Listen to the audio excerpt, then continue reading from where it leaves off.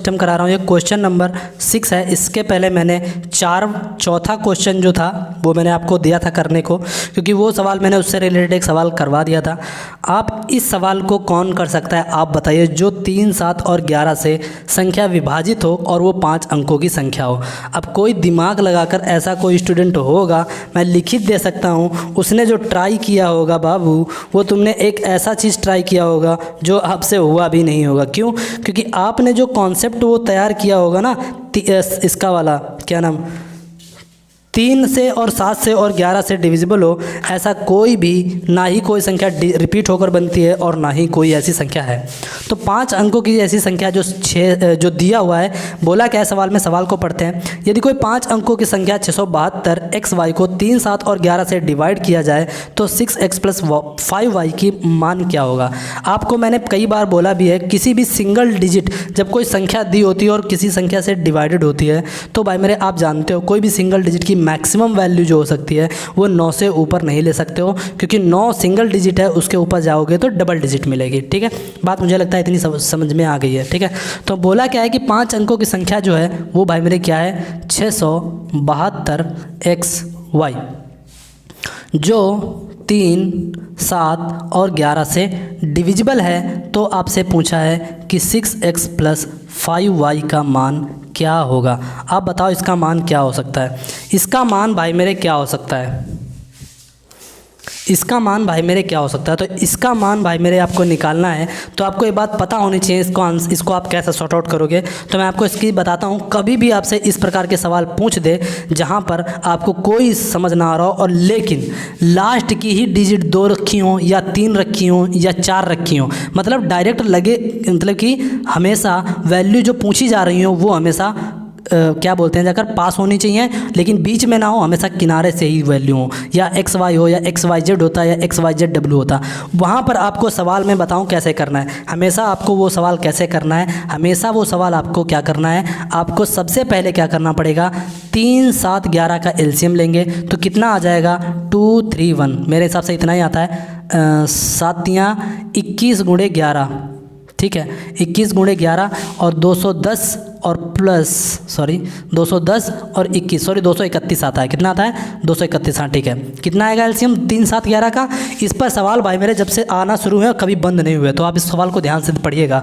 672 XY 3, 7, 11 से divisible होता है, तो भाई मेरे आपको इनका एलसीएम लेना है। तो एलसीएम कितना आ गया, 231। तो आपको क्या करना है कि 231 को आप 672, क्योंकि मैंने बोला है कि XY मैक्सिमम कितना हो सकता है, 9, 9, तो मैं मैक्सिमम वैल्यू X और Y की मानकर चलता हूँ। तो जैसे ही मैं इनकी मैक्सिमम वैल्यू मानकर सॉर्ट आउट करूँगा तो मेरा क्वेश्चन आसानी से सॉर्ट आउट हो जाएगा।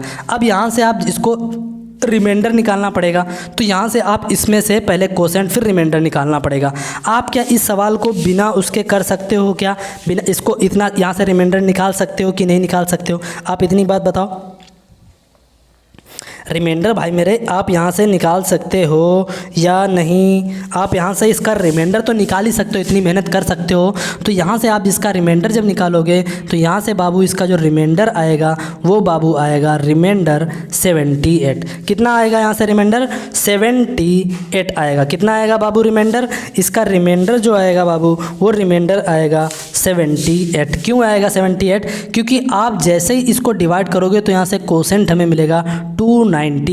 क्यों, कैसे आएगा, आपको कहने का मतलब यह है कि आप 231 को 291 से मल्टीप्लाई करके देख लो,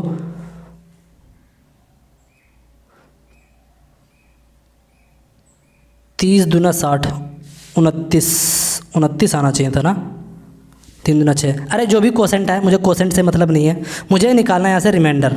आप रिमाइंडर जैसे इसका निकालोगे 78, तो आपको वो सवाल याद है कि जब मैंने बोला था 5 अंकों की सबसे बड़ी संख्या निकालो। तो एक बात बताओ जाकर, आपको इतनी बात तो समझ में आ ही रही होगी बाबू, इतनी बात समझ में आ ही रही होगी बाबू। क्या समझ में आ रहा होगा कि मैंने बोला था कि अगर आप इसको 231 से डिवाइड करोगे तो इसको मैंने मैक्सिमम वैल्यू 9 ली है। कितनी मैक्सिमम वैल्यू इसकी मैंने ली है, 9 और 9। तो यहाँ से मुझे रिमाइंडर कितना मिल गया बाबू, 78। बात समझ में आ रही है कि नहीं। तो मैं ये कह रहा हूँ अगर इसका रिमाइंडर 78 आता है, यहाँ से सॉर्ट आउट करोगे तब आपको मिलेगा, ऐसे नहीं मिलेगा। ठीक है, तो यहाँ से इसका रिमाइंडर कितना आया 78। अब मुझे चाहिए थी भाई मेरे क्या बोलना है, जो 5 अंकों की संख्या हो जो 3, 7, 11 से डिवाइडेड हो।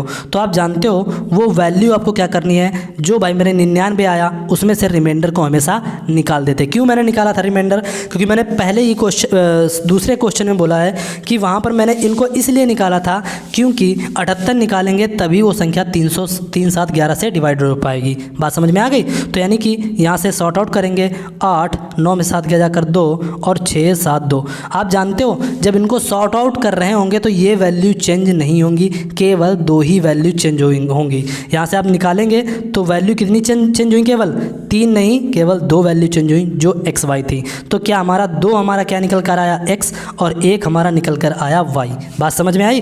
तो 2 की वैल्यू यहाँ पर रखेंगे तो 2 छंग 12 और वाई की वैल्यू को रखेंगे 1 तो आएगा जाकर 5 और करेक्ट आंसर आ जाएगा 17। आप यहाँ से ये भी कह सकते हो एक्स वाई की जो मैक्सिमम वैल्यू आएंगी वो भाई मेरे 2 और 1 आएंगी, इससे ऊपर आप वैल्यू यहाँ पर नहीं ले आएंगी। क्यों, जो 2, 7, 3, 7 और 11 से जब डिवाइड कर रही हो तो इनकी मैक्सिमम वैल्यू 2 और 1 ही आ सकती हैं। मुझे लगता है सवाल समझ में आ गया है।